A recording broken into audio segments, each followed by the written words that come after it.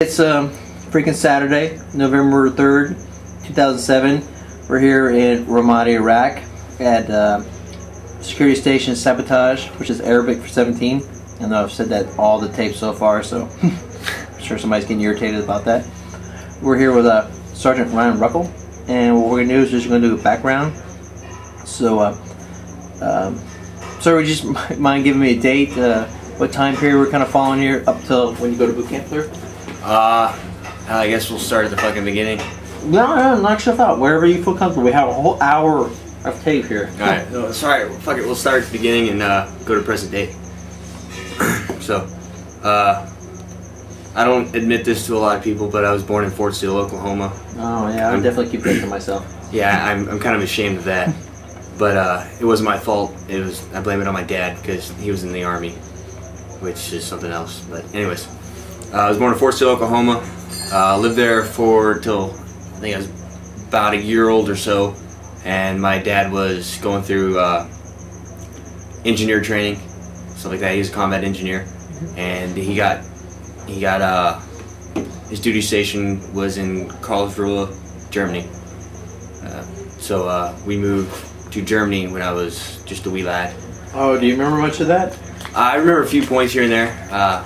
You know, just starting. That's like kind of like I remember not being big enough to open that damn door, and always getting stuck. So my sister would have to come and help me out and open the door. You know, my mom, my dad. My mom took care of us, took care of the kids at home. Dad was in the Army doing his thing. Had my older sister Anna. You know, she always took care of me. Still does. Thinks she needs to, you know, take care of me, even though I'm a 23-year-old Marine. Still tries to look out for me. It's kind of funny. We left out 23-year-old combat Marine. Yeah, combat veteran Marine. That, you know, several times over. Yeah, she still tries. I'm still her, you know, little brother. So and so she'd always kind of take care of me and like help me get the doors open and stuff.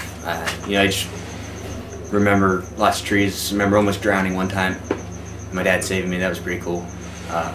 Just stuff like that. And while we were there, 1987, my little brother joined the family. He was born in Heidelberg, Germany. He's a little shit, but he's my little brother. And so that completes our family of 5. We lived in Germany till probably late 87, early 88, and came back to the States and moved to Kroll, Germany, or Kroll, Texas. Oh, so y'all moved immediately from Germany back to Texas. And yeah. Texas was where your family is originally from? So? Originally, that's where we're from. My father was actually born in Kroll. My grandparents lived there, and my great-grandmother lived there.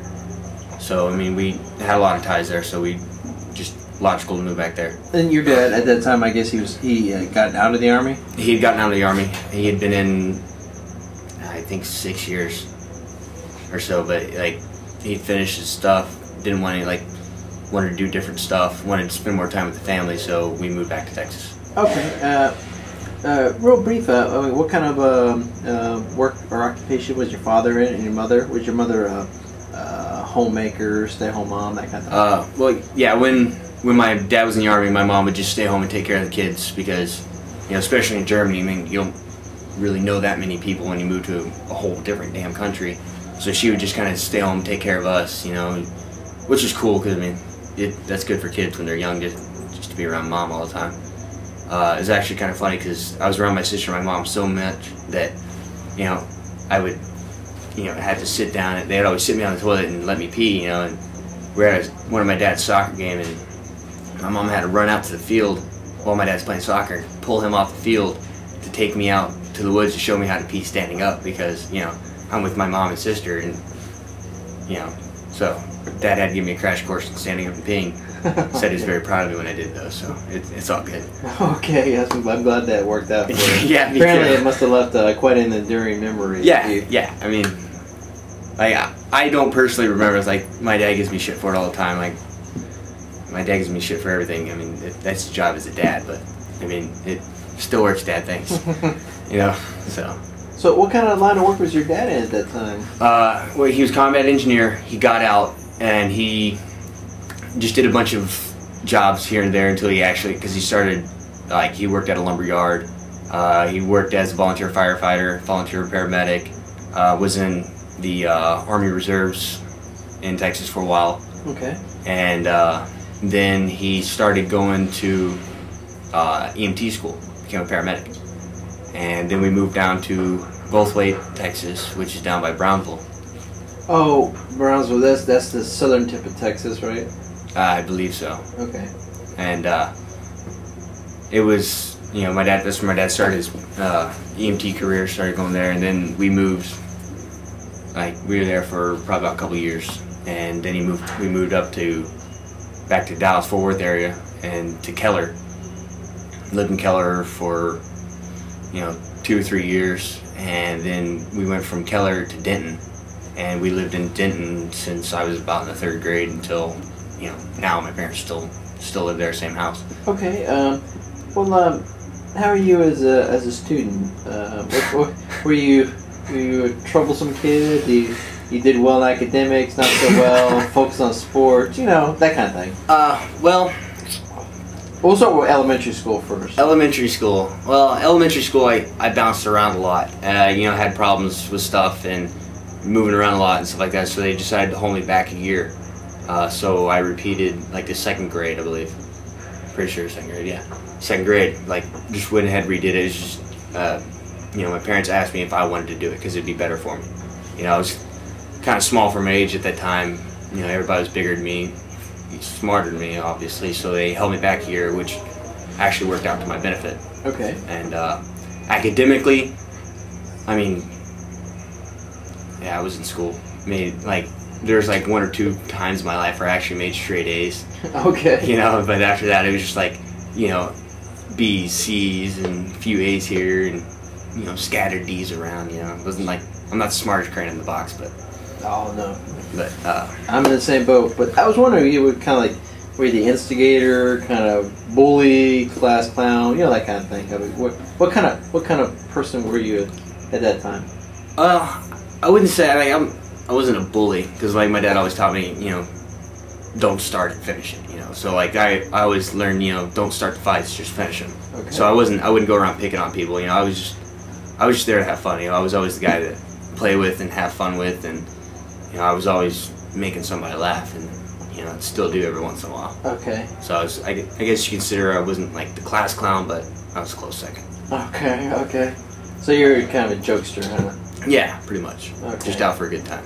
And this was elementary school. Was there anything at that time that kind of stood out? I mean, was your interest in perhaps the military, or it came up at that time, or was that much later? Actually, I've been interested in the military my whole life.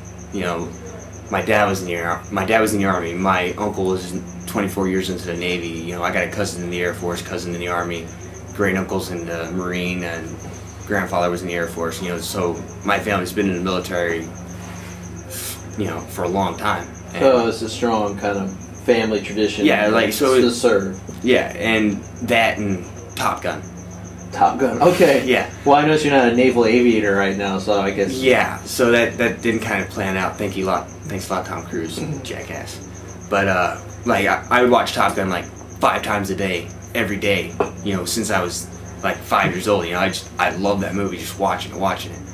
And you know, I even got hurt myself watching the movie. Okay. You know?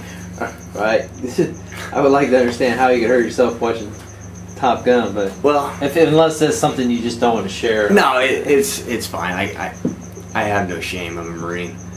But my family, you know, they knew I loved Top Gun, knew I loved planes, and so they bought me this big, you know, toy plane. It was an F-15 Eagle, but at the time I was like, it's a Tomcat, you know, yay! And I was watching everything that, you know, Maverick and Goose do in their plane, I would do with my plane, you know.